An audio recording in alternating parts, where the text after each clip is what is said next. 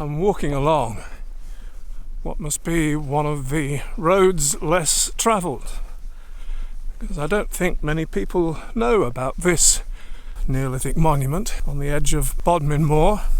But here we are, and this must be one of the most enigmatic Neolithic monuments in the whole of the British Isles. Which is a bit ironic, really, because back in 2006, Rupert Soskin and I completely missed this. Hello, I'm Michael Bott, half of the team behind Standing with Stones. And nearly 12 years ago, when we were making the film, I'm afraid to say that shooting in this very place, we completely missed this rather important site. Watch this.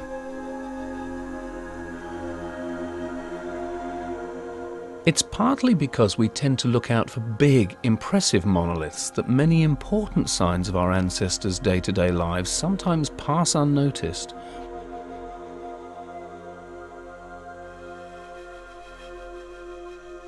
Here at Roughtor, on Bodmin Moor, the remains of a Bronze Age village is almost lost in the landscape.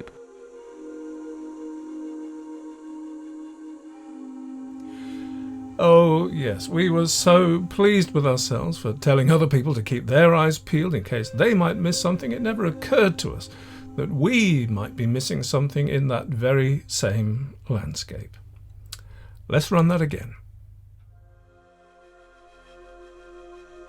Here at Roughtor, on Bodmin Moor, the remains of a Bronze Age village is almost lost in the landscape.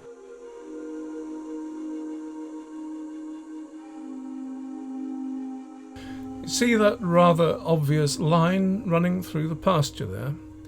Well, even Rupert's fine binoculars didn't help us much, because it turns out there's something rather important there.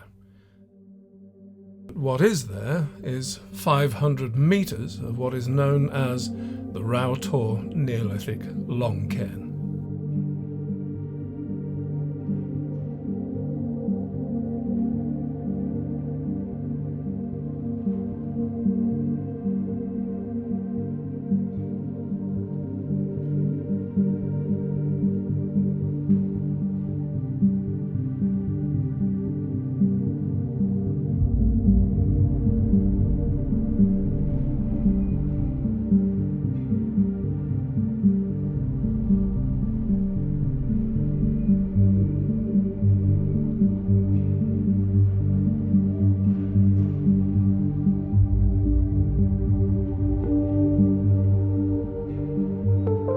Kind of defines the expression hidden in plain sight, doesn't it?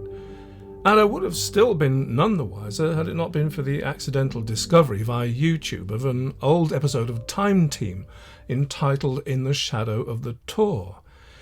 Now, we made our film in 2008, and it rather alarmed me a bit when I discovered that this episode of Time Team had first aired in April of 2007.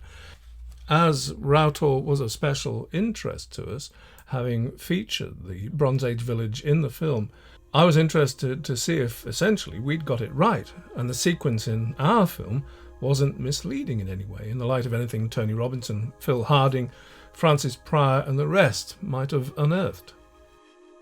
Thankfully, the Time Team excavations supported by and large what little we'd said in the film, and indeed dispelled speculation there had been that the round buildings and the walls were merely cattle pounds. Pottery and evidence of hearths within the round structures proved that this site had indeed been inhabited by humans during the Bronze Age. But early on in the Time Team episode, Phil Harding diverted attention to something about 150 yards northeast of the village, something I hadn't seen or heard of before, the Roughtor long cairn. You get a sense of the scale of the monument from these aerial shots, but the actual length of it is about 500 metres, ascending the lower section of the hill, running northwest to southeast, curving gently south towards the peak of the Tor. The cairn, as it's called, is only 6 metres wide and barely half a metre high. If it weren't for its length, it probably wouldn't command much attention.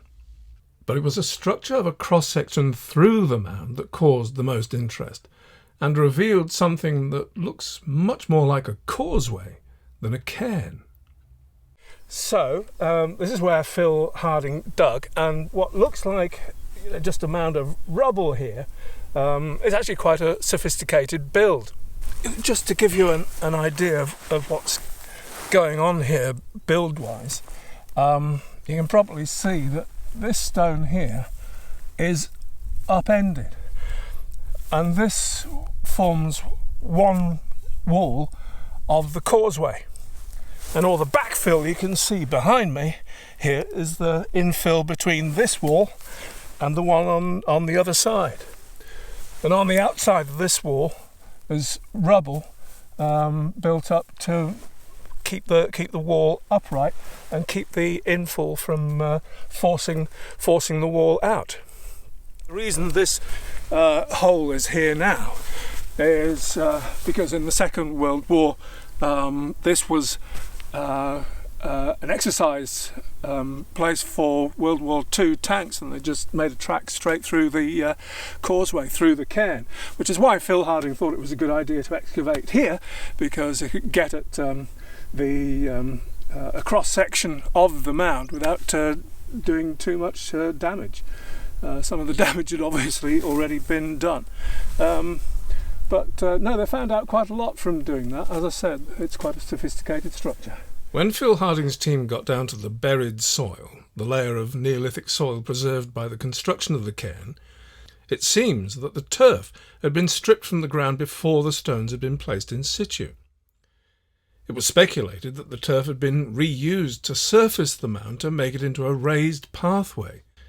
With a flat top and gleaming granite stones at the sides, a causeway does seem a much more feasible explanation for the length of the mound, that and the fact that it seems to lead to the top of the hill, which is known to have had a Neolithic enclosure right at the top.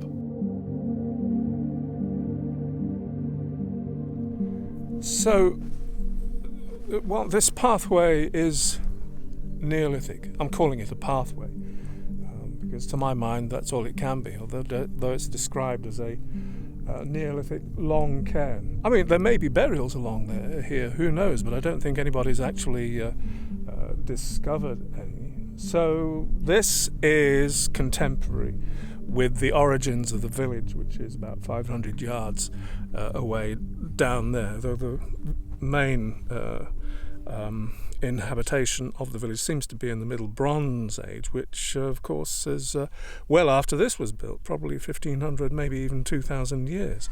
But there is evidence down in the village that from digging in the village, Time Team were responsible for it as well, that a piece of flint does date it back to the Neolithic.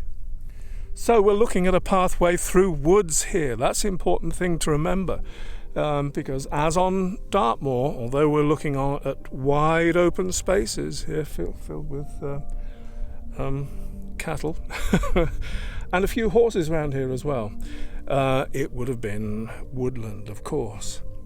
So this pathway would have marked a path through the woods, and I think as it came to the end of the causeway, right up at the top, it would only have been at the top, perhaps, that the tor up there was revealed to you. Maybe that was part of the journey, the revelation of this extraordinary formations at the top there. Perhaps. Oh well. We shall never know.